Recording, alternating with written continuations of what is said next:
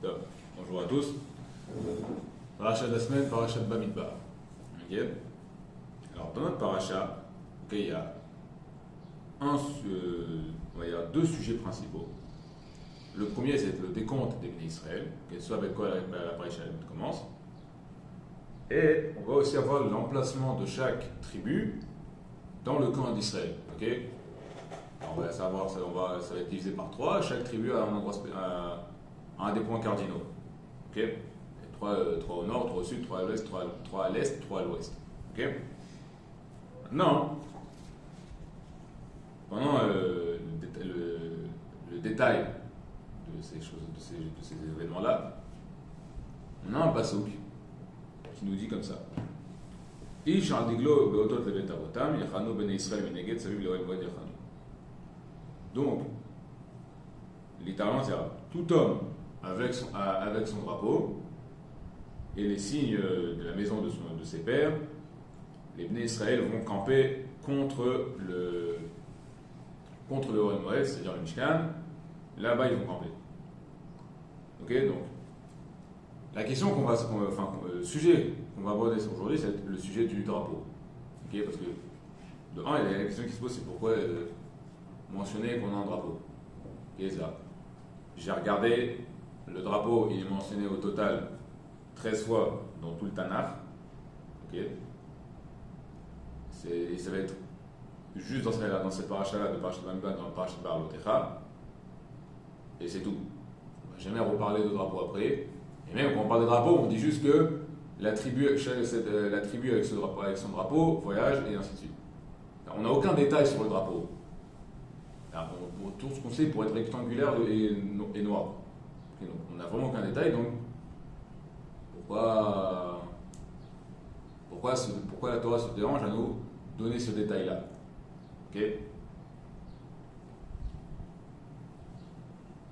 Alors, comme ça, on a le Midrash, ok, donc c'est le premier Midrash que je vous ai ramené. Il dit comme ça. Eshal Diglo, donc Adaou Dirtiv, Nedaneda Bishwatra Ushem Elohenu Nidgol.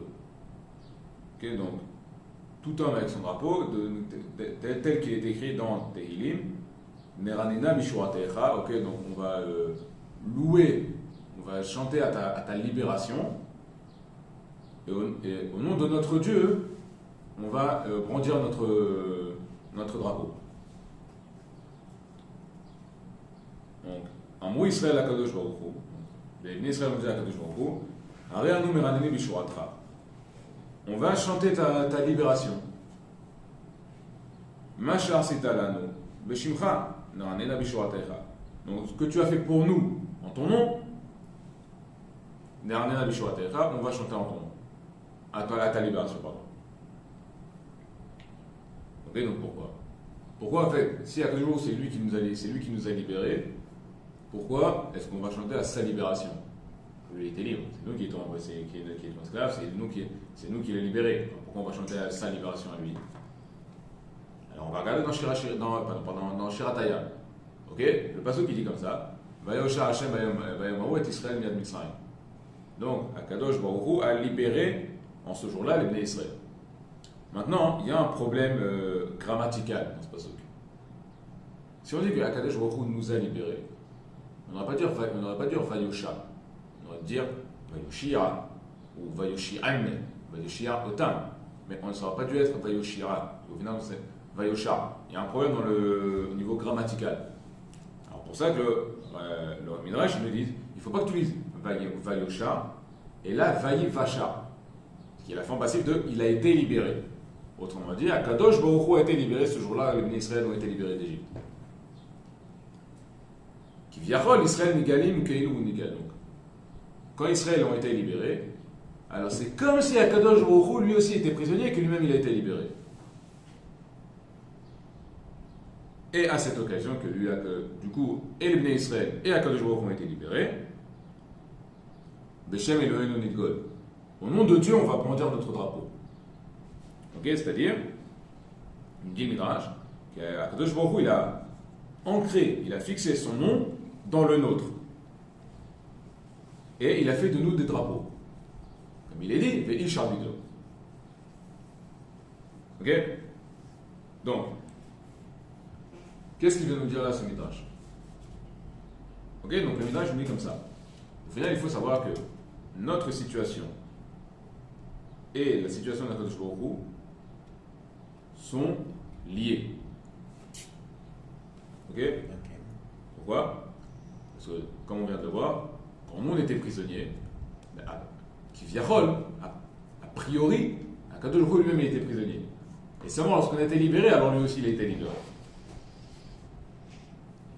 Ok? Donc on a un midrash qui dit plus ou moins la même chose au niveau de la Galoute, que lorsque, à chaque endroit où nous on a été exilés, alors la Shrina était avec nous.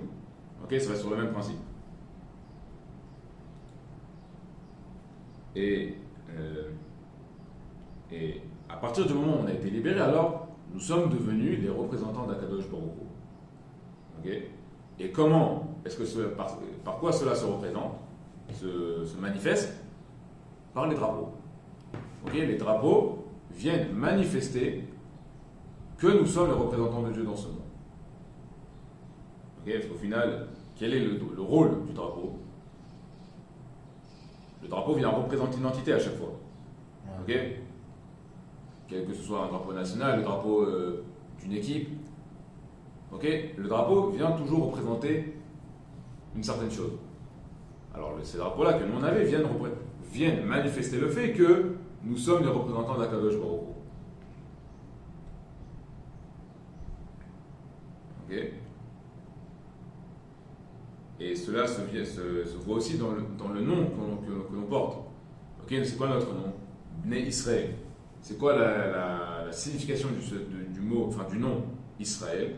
Alors Rachid nous dit que c'est Sar, Venagid. Sar, ministre, Nagid, représentant, gouverneur. Ok? Donc on voit que notre rôle, notre identité, c'est d'être les représentants d'Akadosh Baruch Hu dans ce monde. Ok? On a le Midrash suivant qui va dans la même direction. Ok?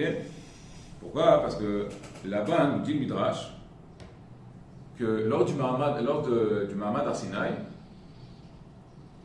Akadosh Baruch Hu est descendu, et avec lui sont descendus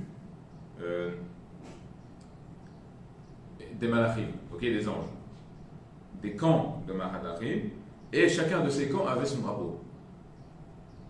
Alors nous, quand on a vu ça, on s'est dit, je veux la même chose. Il a dit, moi aussi je veux un drapeau. Ok. Donc, évidemment, c'est pas un mode, ouais, ils ont un joli drapeau, moi je veux le même.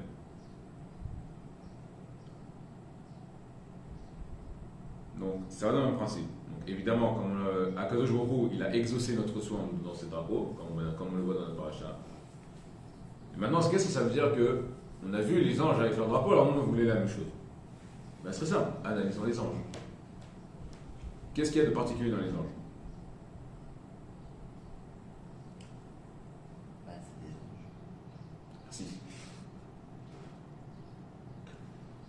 Il y a déjà, Malach, okay, dans l'hébreu, c'est un envoyé. Okay? Vaishlach Yaakov Malachim, Yaakov envoyait des messagers. Donc, en quoi c'est être un messager? C'est qu'il va accomplir en fait le rôle qu'Akadosh Baruch Hu lui a donné. Ok? Donc, donc Akadosh Baruch Hu, il va déterminer un certain rôle pour chaque ange. Et cet ange va accomplir ce rôle-là avec perfection. Ok? Parce que comme on le sait, les malachim n'ont pas de libre arbitre. Et donc ils n'ont en quelque sorte pas d'autre.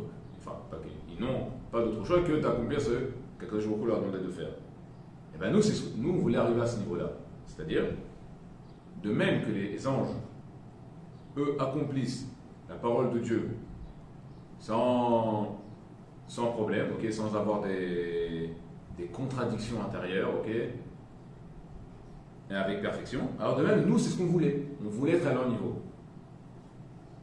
Et c'est pour ça qu'au final, on poussait les drapeaux. Pourquoi? Parce que les anges, au final, sont les représentants de Dieu. Alors nous, on a dit, on veut également être très représentants. Et cela vient se manifester de la même manière, comme on l'a dit, par les drapeaux. Je veux le drapeau pour dire que je suis un messager de Dieu, je suis un représentant de Dieu, et c'est mon rôle, c'est mon identité.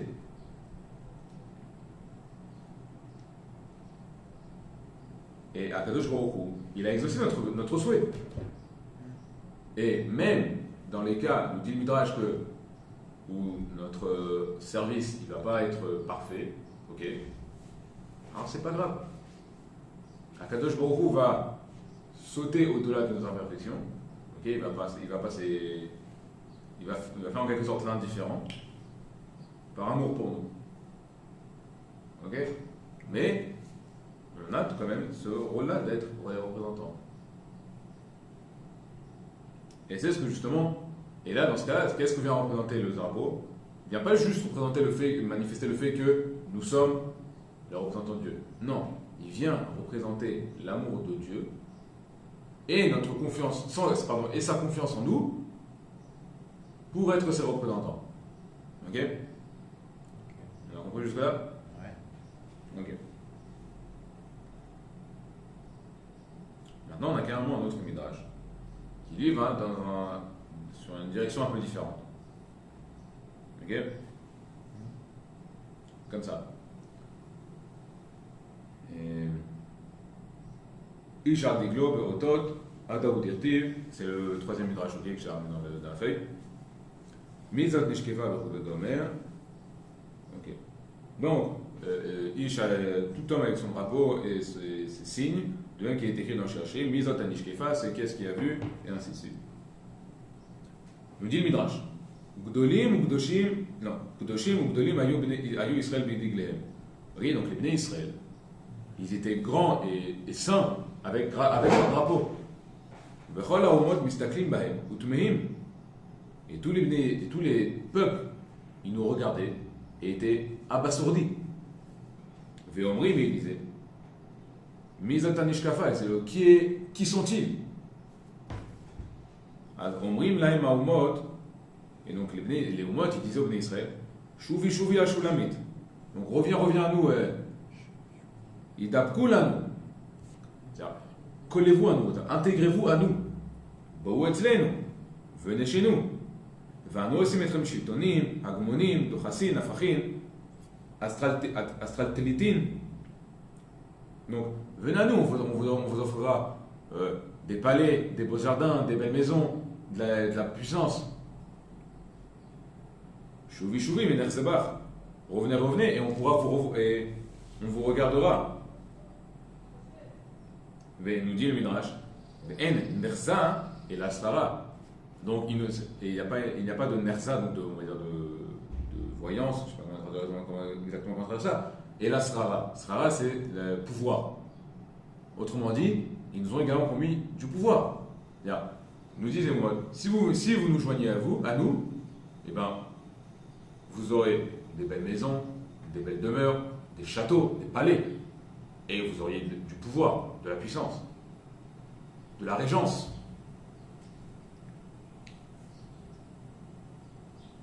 Ok, donc, Israël Ama, j'ai sauté une ligne. Ma techezou bashulamit. Donc, qu'est-ce que vous savez avoir dans la shulamit, c'est-à-dire en nous? Ma gdoula atem notnim lanu. Donc, quelle grandeur vous pouvez nous donner? Shema yecholim atem la'asot lanu kegdola she'asa Elohim bamidbar. Ouais, et peut-être, c'est quoi, vous pouvez vraiment égaler la grandeur qu'Akadosh Baruch Hu nous a donnée lorsqu'on était dans le désert. Oui, Degel Machane Yehuda, Degel Machane Reuven, Degel Machane Dan, Degel Machane Ephraim. Yecholim atem la'asot lanu kach. Donc, le drapeau du camp de Yehuda, du camp de Dan, du camp de Ephraim, du camp de Reuven, vous pouvez égaliser ça?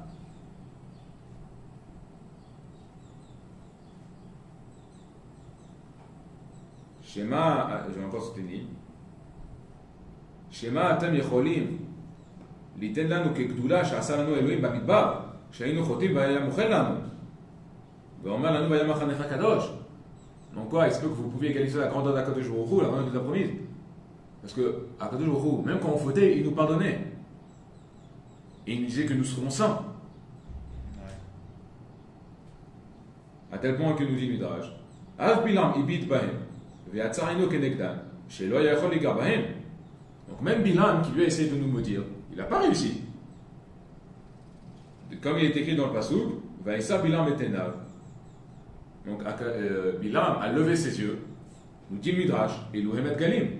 Il a levé ses yeux vers les drapeaux. Et à cause de ça, il n'a pas pu nous maudire.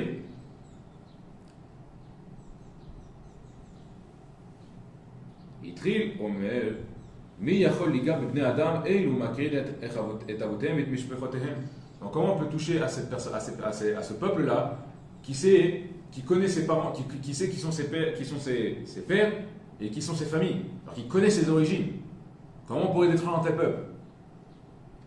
שנאמר שוכן לשבטיו, מכאן למדנו שהיו הדגלים גדולה וגדר לישראל, וכך נאמר חשל דגלו. Donc de là on apprend c'est que les dgalim, ils avaient un rôle de barrière, de protection. Ok? Bon. Qu'est-ce que vient de nous dire le Midrash?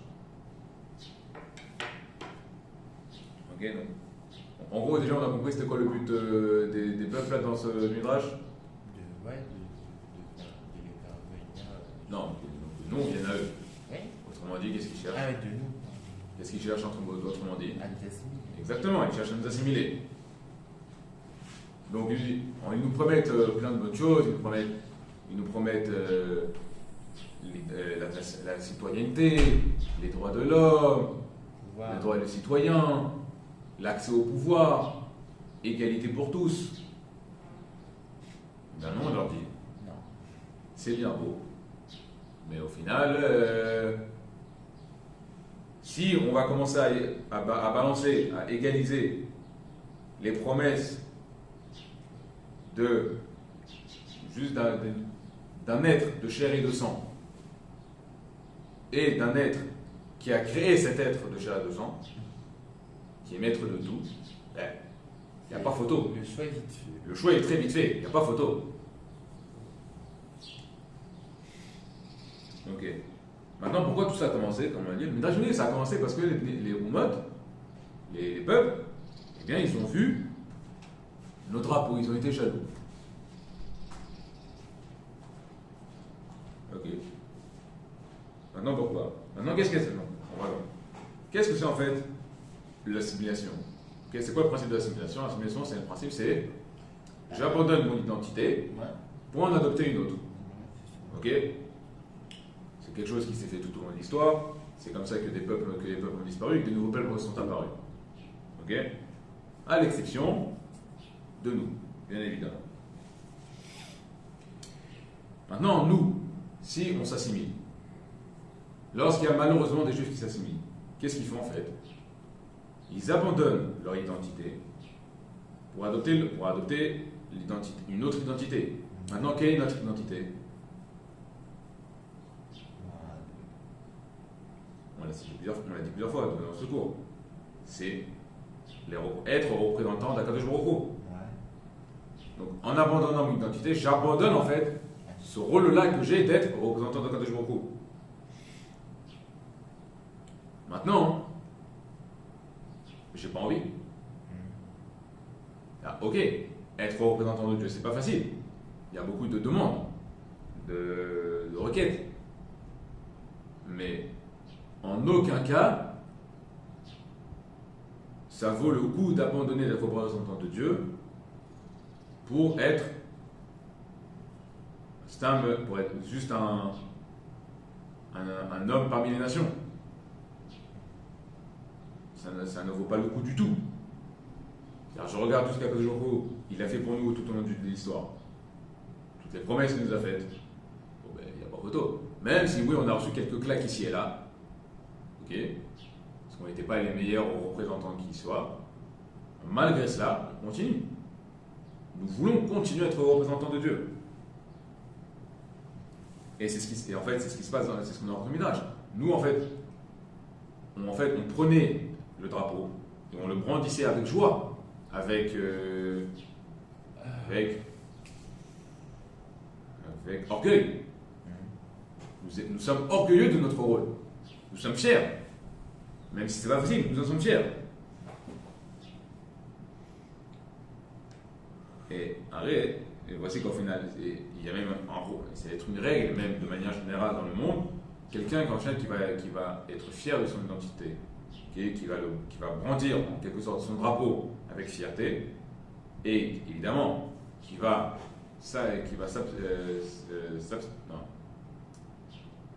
s'attenir aux valeurs que cette identité représente,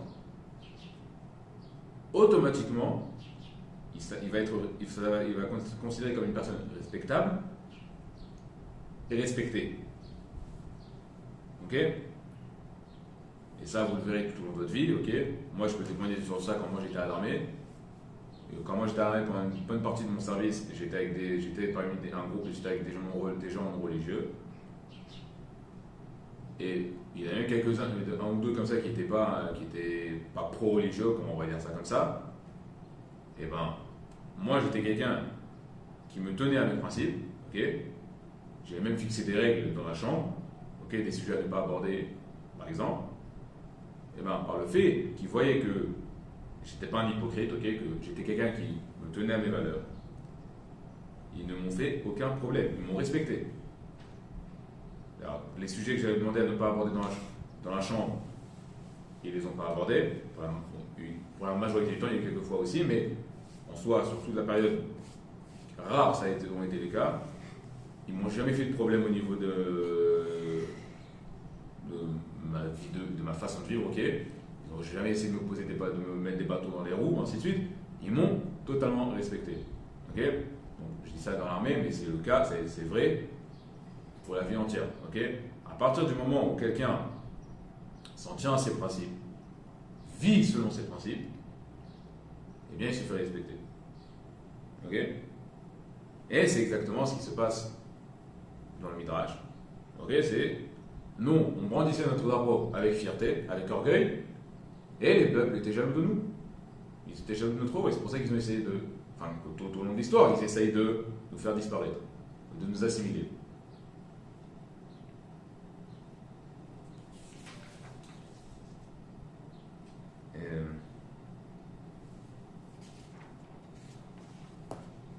Oui, voilà. Maintenant,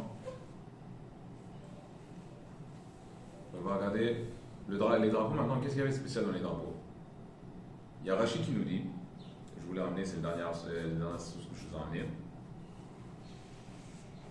Il dit que chaque drapeau, ok, déjà il dit que dans la Torah, on dit que chaque camp, ok, donc il y avait 4 camps au total, un au nord, un au sud, un à l'est, un à l'ouest, chaque camp avait un drapeau. Ok.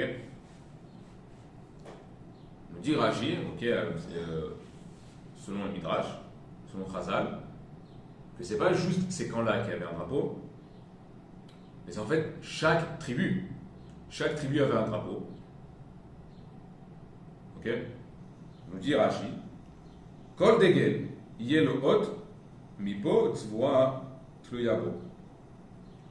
Ok, donc chaque drapeau avait un signe distinctif signé sur celui-ci. Sivro-shelze, loket sivro-shelze. Ok, donc la couleur de celui-ci n'était pas la même couleur que l'autre. Et en fait, il nous dit que chaque drapeau avait la même couleur que la pierre qu'il y avait sur le rochen. Ok, je ne sais pas comment traduire en français. Le pectoral. Sur le pectoral. Ok, donc normalement, vous savez, quand chaque tribu avait été représentée par une pierre sur le pectoral, et bien chaque tribu, son drapeau était de la même couleur. Il y a d'autres midrashim qui disent qu'il y avait un insigne, aussi un insigne sur le drapeau. Ok. Quel signe? Salifère selon les avis, mais par exemple, on a pour Dan, pour Séphouloun par exemple, pour lui c'était un bateau, parce qu'il était marchand. Pour Naphtali par exemple, c'était la gazelle. Ok. Dan, le serpent, ou la tente. Ça veut dire qu'en fait, ce drapeau vient représenter la tribu. Ok. Maintenant, quand on a dit que chaque drapeau, par exemple, qu'un drapeau, de manière générale, il vient, au début, on a dit que le drapeau, il vient représenter. Ok. Maintenant, comme on le sait, chaque drapeau a une histoire. Ok. Je parle maintenant dans les drapeaux d'aujourd'hui. Chaque drapeau a une histoire. Le drapeau français, il y a une histoire énorme. Donc pourquoi précisément on a choisi le bleu, le blanc et le rouge? Chaque couleur a sa propre histoire, pourquoi les dimensions et tout. Et c'est le même pour le drapeau américain, pour le drapeau anglais, pour le drapeau israélien, et même pour le drapeau d'Israël. Vous connaissez c'est quoi l'histoire du drapeau d'Israël? Tu connais? Vas-y. La Magen David au milieu, c'est. Je sais pas quand il l'avait appris en histoire à l'école. C'est une embrouille de. On peut oublier quoi. Ouais. C'est pas oui. En gros, c'est très simple. C'était lors du congressionniste, l'un des congressionniste qui est organisé en Suisse, à Bâle. Il me semble que c'était au premier d'ailleurs, en 1900. Je ne sais plus en quelle année. Mais c'était lors du premier congressionniste, si je me souviens bien. Où ils se sont dit voilà, on parle de construire un État. Ben, si on construit un État, si on va construire un État, ben, il nous faut un drapeau. Donc, on commence à discuter. Maintenant, qu'est-ce qui s'est passé? Il y a quelqu'un qui a pris un talit, dont les couleurs des rayures de ce talit, c'est des couleurs bleu azur, donc très laides, et ils ont dessiné la Magen David dessus. Au départ, il n'était pas vraiment comme ça, non? Il n'était pas vraiment comme ça au départ. C'est-à-dire? C'était une autre forme au début, non? Genre les bandes, c'était pas les mêmes, ou un truc comme ça, non? Non, c'est sûr que c'était pas. C'est sûr que si tu compares au drapeau aujourd'hui, c'est sûr que c'était pas exactement la même chose. Au final, c'était quoi? Ils ont pris C'était le même base, quoi. Oui, ils ont pris le talit, il était étendu. D'un côté et de l'autre, tu avais les bandes, bleu azur, et au milieu, ils ont dessiné la Magen David. Comme ça est né le drapeau d'Israël. Ok. Maintenant, ils n'ont pas choisi la Magen David comme ça, pour aucune raison. Il y a oui une raison. La raison, je me souviens bien, c'était justement parce que Magen David, on dit que justement c'était le bouclier de David lorsqu'il s'est combattu contre Goliath.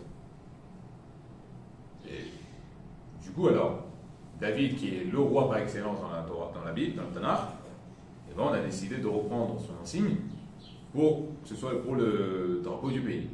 Donc il y a une histoire. C'est l'histoire du drapeau. Et voilà, donc on va allier, maintenant qu'on a ça. On a vu que justement le drapeau, ça va être notre identité en fait. Le drapeau vient représenter l'identité de la personne qui le porte. Parce que chaque drapeau, comme on l'a dit, a sa propre histoire, chaque détail n'est pas dû au hasard. Chaque détail a son importance et a une histoire derrière lui. Et donc voilà, donc, quand on parle, c'est ça en fait, on dit que dans ce Midrash même, nous apprend que notre rôle, notre identité, c'est quoi? C'est être représentant d'Akadosh Baruch Hu. Le représenter et faire ce qu'il nous est, accomplir ce qu'il nous demande d'être, c'est-à-dire le représenter et le faire connaître. Maintenant, il y a un événement bientôt où les drapeaux vont beaucoup être impliqués. Tu vois de quoi je parle? Yom Yerushalayim. Je parle de Yom Yerushalayim avec le Rikut Galim. Rikut Galim, littéralement la danse des drapeaux. Donc il y a une question. Donc, au final, ça va être une marche qui en général commence l'après-midi, qui commence à côté de la grande synagogue de Yerushalayim et qui finit au côté. Donc c'est une longue marche avec plusieurs stations tout au long du chemin, avec des petits concerts ici et là, des personnes qui parlent et tout, même des témoignages parfois. La question que moi je me suis posée, elle est comme ça, très simple. Pourquoi danser avec les drapeaux d'Israël le jour de la libération du Yerushalayim? Quand est-ce que ça aurait été plus logique de le faire? Il y a maintenant. Oui, je danse avec les drapeaux de l'État le jour où l'État a été créé. Pourquoi précisément à Yom Yerushalayim on le fait? C'est une forme un peu de liberté quand on a repris Jérusalem et tout. Parce que Oui, mais je ne dis pas le contraire. Mais au final, si je dois choisir un jour pour faire une danse des drapeaux, qui est le drapeau national, quel jour je choisirais? Le jour de la fête nationale. pourquoi Yom Yerushalayim? J'ai réfléchi. Mais en fait, la réponse elle est simple. Yerushalayim, ok, tout le monde est d'accord, a une place très importante dans la Torah, ok. Au final, c'est là-bas, carrément, sur le Har Hamoya, on dit que c'est là-bas que se trouve l'Eben Ashtia, ok, la pierre de la fondation, la pierre à partir de laquelle Akadosh Baruch Hu a créé le monde, il a créé l'homme. C'est là-bas qu'il y a eu la Kedat Yitzhak. C'est là-bas que Yaakov il a dormi lorsqu'il a eu son rêve avec l'échelle. C'est là-bas qu'on a construit le Beth Amikdash. Ok. Yerushalayim a une place centrale dans le judaïsme. Ok. C'est-à-dire, autrement dit, elle a une place centrale dans notre identité. Et donc, tant qu'en fait on n'avait pas libéré Yerushalayim, il manquait encore quelque chose. Il nous manquait quelque chose dans notre identité. Ok. On n'était pas complet. Ok. Il y avait en 67, justement, l'année de la libération, il y avait le Rav Tzvi Yehuda qui avait porté une dracha dans la yeshiva de Merkaz Arav, ok, dans la yeshiva. Et il s'était plaint en se disant, il disait, je ne sais pas les mots, mais c'est tout le monde qui ressort de ces paroles. On est tous contents de notre situation aujourd'hui, qu'on a un état et tout, mais on n'est pas complet. Où est notre Yerushalayim? Où est notre Hebron? Ok, on peut trouver ça sur internet. Et la chose est que, du coup, 3 semaines après, il y a eu la guerre des 6 jours. Et à partir de ce moment-là, on est devenu complet, ok? À tel point qu'il y a carrément énormément de poskim qui au début, ils n'étaient pas d'accord pour dire le Hallel avec Bracha à Yom HaAtzmaut. Mais à partir du moment, dès qu'il y a eu la libération de Yerushalayim, aucun problème. Pourquoi? Parce qu'au final, notre identité est intrinsèquement liée à Yerushalayim. Ok? Parce qu'au final, on prie à la reconstruction de Yerushalayim. On prie à la reconstruction de Beth Amikdash. C'est une partie à part entière de notre identité. On ne peut pas séparer l'un de l'autre. C'est pour ça que justement, à Yom Yerushalayim, on va danser avec les drapeaux. Pourquoi? Parce que c'est précisément ce jour-là qu'on a regagné notre identité. On a compris? Ok, donc c'est justement ça. Donc ça va être précisément ce jour-là, le jour où on a regagné notre identité, qu'on va brandir et danser avec notre drapeau avec joie et fierté. Parce que justement, c'est à ce moment-là que nous sommes redevenus complets. Et que nous pouvons reprendre notre rôle tel qu'il devrait l'être. Ok, c'est-à-dire représenter Dieu dans le monde. Enfin voilà, représenter Dieu dans le monde. On est bon? Baruch Adonai L'Olam. Amen.